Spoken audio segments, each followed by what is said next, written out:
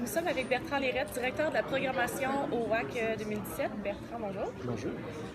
Premièrement, je voudrais savoir, qu'est-ce qui t'a amené, toi, comme directeur de directeur de programmation au WAC? C'est quoi ton parcours?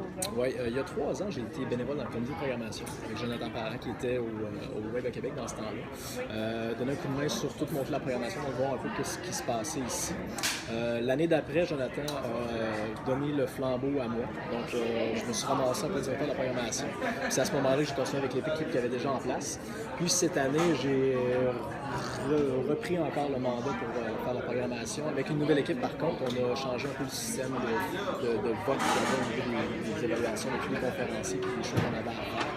Donc, c'est un peu mon parcours. Puis, j'étais même là il y a 7 ans quand on a commencé à parler à la brasserie Corrigan, parce qu'on avait une idée de rejouer le milieu de Québec pour rassembler tout le monde. Donc, à ce moment-là, je n'étais pas disponible. Il y a 3 ans, j'ai dit, on va prendre le temps de le faire. OK. Puis, tu parles justement qu'il y a des choses qui ont été revues cette année. D'ailleurs, on a vu une belle évolution du WAC dans les dernières éditions.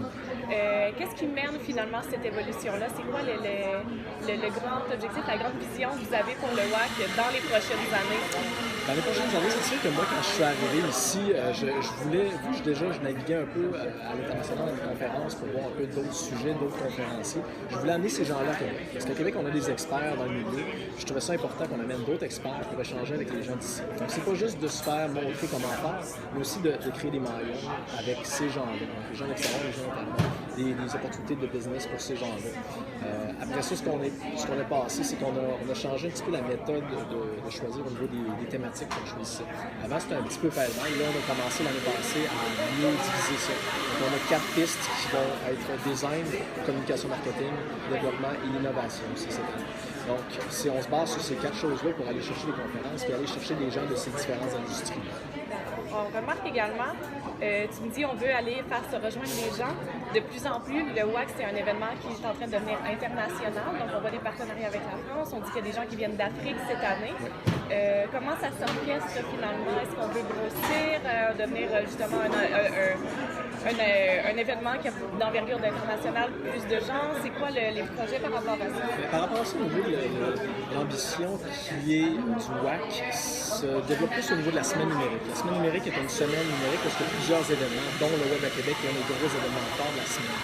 Les autres événements, on va aller chercher des sujets qui sont plus précis, comme la réalité augmentée, le domaine de l'assurance, du numérique, tout ce qui fait des disruptions dans ce milieu-là. Donc, je pense qu'on va plus prendre l'expansion au niveau des autres événements que le Web à Québec. Parce que pour nous, c'est important de garder notre espèce d'ambiance festive, chaleureuse, intime, puis pas devenir un gros événement où est-ce que tout le monde se promène, personne ne se connaît, c'est dommage. On ne voudrait pas perdre ça. C'est ce qui fait que l'année passée, on avait à peu près le même nombre de participants que cette année, puis c'est ça qu'on voulait. On voulait vraiment pas avoir plus de monde.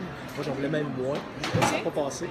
Mais on s'est ramassé finalement que je pense qu'on s'amuse bien, les gens ont des bons moments. Il y a plusieurs activités entre les conférences pour rencontrer les gens, discuter, échanger, faire du réseautage. Donc, c'est ça le Web à Québec. D'accord. Puis, est-ce que tu as des aspirations à ce moment-ci pour l'année prochaine? Pour toi, ça serait quoi la prochaine étape à accomplir pour le web? Bien, ce que j'ai été content d'accomplir cette année, c'est d'avoir des gens qui viennent international, mais dans les pistes de 45 minutes. Donc, c'est pas des gens qui sont des keynotes, parce que le problème qu'on a avec le Web à Québec, c'est d'essayer de trouver des gens qui font des keynotes qui sont assez générales pour aller rejoindre toutes les thématiques.